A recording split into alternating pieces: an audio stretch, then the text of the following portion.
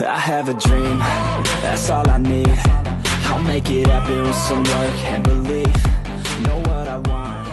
Okay, assalamu alaikum warahmatullahi wabarakatuh. Dhammaantiin waan idin salaamay meel walba aad joogtaan. World Builder Traders Academy. Dhammaantiin waan idin salaamay ardaydeedan jeclahay meel walba aad joogtaan.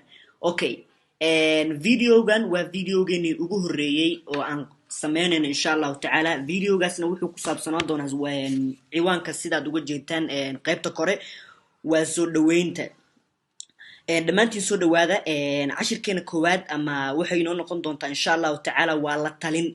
qofka wuxuu u baahan yahay intuuna suuqani forex-ka uu soo galin wuxuu u baahan yahay waxa weeyaan waa la talin.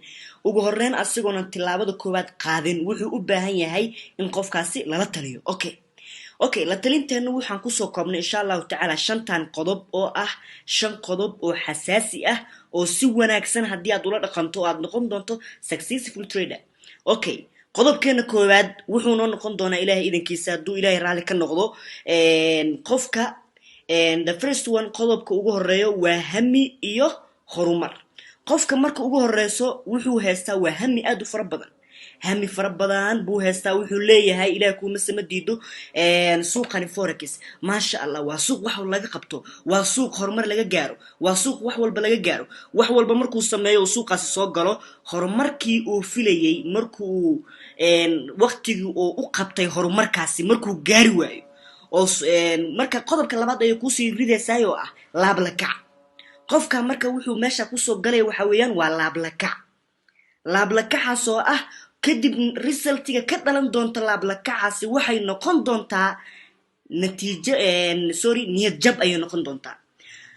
qofka wuxuu sameeyaa Ilaahay kuma samadiido waa niyad jab ayuu qofka ayaa ku dhacaya maxaa yeelay wuxuu meesha ku soo galay hami iyo horumar. hami iyo horumarkii uu lahaa wuxuu ku soo galay kuma soo galin si practical kuma soo galin si degan kuma soo galin wuxuu ku soo galay laab la kac. laab la kici ayaa marka waxay ku noqon doontaa ama ay ku dhalan doontaa waa niyad jab ayaa ka dhalan doonto.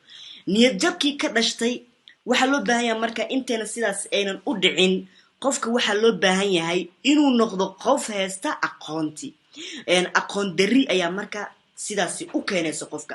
Okay, laab la kac markuu qofka la soo galo iyo niyad jab xumi markuu qofkii laab la kici waxa uu noqon doonaa natiijada ka dhalan doonta laab la kac waxa weeyaan sidaan hore idinku soo sheegayba waa niyad jab.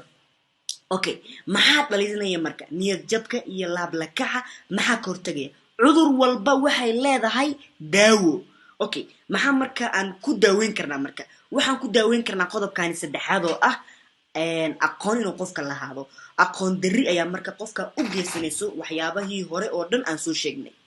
waxyaabihii hore aan soo sheegnay oo dhan waxa qofka oo u noqonaya waxa weeyaan waa aqoon darida. qofka waa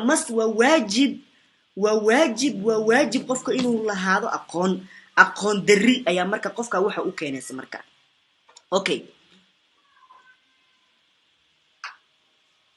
Okay, qodobka afaraad wuxuu inoo noqon doonaa Ilaahay kuma samadiido qodobka afaraad wuxuu inoo noqon doonaa ku qancid iyo isbedel. Wow, ku qancid iyo isbedel. qofka markuu aqoontii soo qaato oo aqoon daridii ka soo baxo waxa loo baahan yahay inuu qofkii noqdo qof ku qancay suuqan kana sameeyay isbedel. maxaa yeelay waa qof aqoon leh waa qof aqoontii haysta haddana sameyn kara isbedel.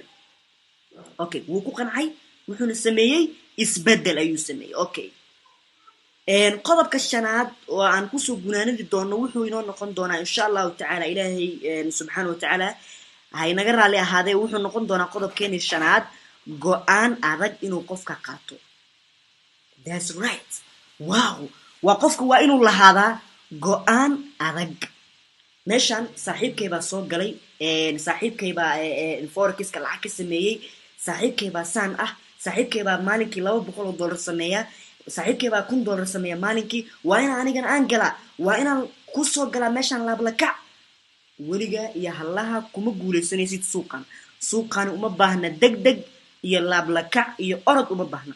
wuxuu u baahan yahay suuqan waa aqoon experience ayuu u baahan yahay dulqaad ayuu u baahan yahay ka go'naanshiyo go'aan adag buu u baahan yahay qofka marka aqoon daridii haysatay waa inuu uga hortagaa education aqoon waa inuu qofka uga hortagaa kadib qodobka afraad ayuu ku sii toorasaayo ah qofka inuu ku qanco kadibna ka sameeyo meesha uu ku qancay isbedel kadibna qofka oo noqdo qof go'aan adag leh wax walba si walba oo dhaco waa inuu ku taagnaadaa go'aankiisa kadibna waxaad noqon doontaa qof ah successful trader dhammaantiin waan idin salaamay groupkaygaan jecelahay anigoo diidan in oo videoga sii dheeraado waqtigana aan idinka cuno intaaba kusoo gabagabin doona insha allahu tacaala dhammaantiin meel walba joogtaan waxaan idin rajeynayaa meesha sare see you at the top thank you so much